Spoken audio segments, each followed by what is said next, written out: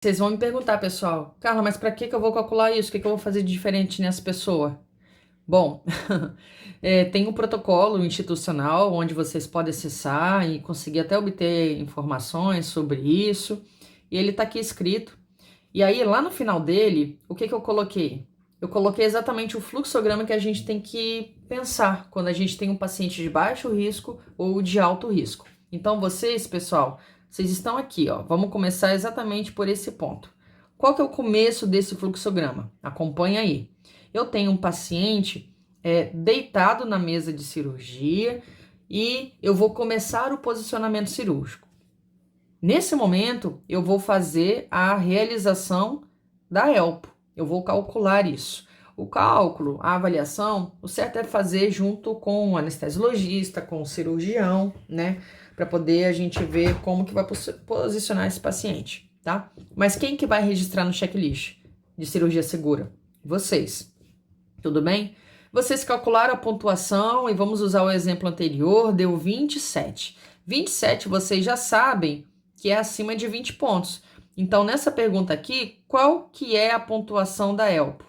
É um paciente que é maior ou igual a 20 pontos. Logo, ele tem alto risco para o desenvolvimento da lesão, né, de posicionamento cirúrgico. Se fosse abaixo, a gente seguiria esse fluxo verde aqui. Então, primeiro vamos para o fluxo verde. Quando o paciente ele tem baixo risco para o desenvolvimento de lesão por pressão, olha aqui a setinha que ela me pede para poder vir aqui para baixo, ó. Manter cuidados gerais de posicionamento cirúrgico. Enquanto que aqueles pacientes que têm alto risco para o desenvolvimento de lesão por pressão, tem que seguir algumas recomendações antes. Então, esse paciente de 27 pontos, eu tenho que substituir superfícies de suporte.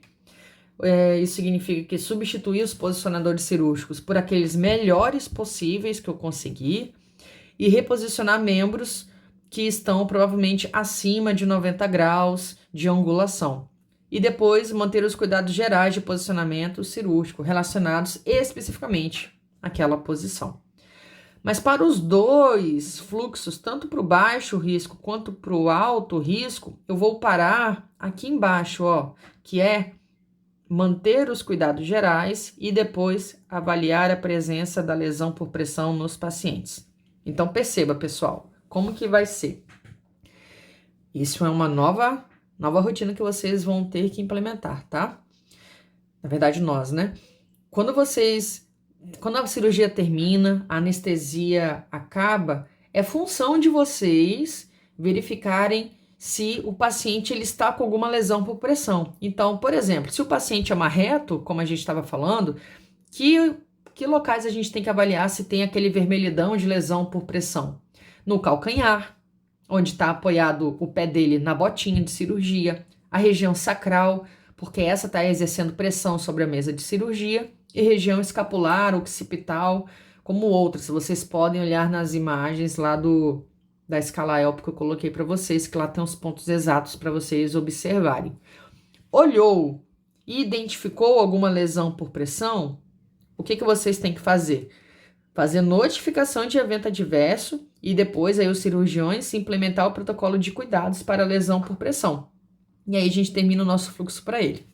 Mas se por acaso o paciente ele não apresentar nenhuma lesão por pressão, quando você viu aí dentro da sala de cirurgia, a gente não precisa fazer nada, é só encaminhar o paciente aqui para RPA ou para o leito e aí termina o fluxograma.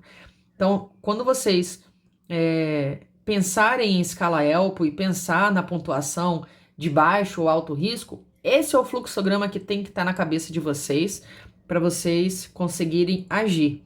E eu tô falando para vocês, mas também é função do cirurgião e do anestesiologista, tá bem?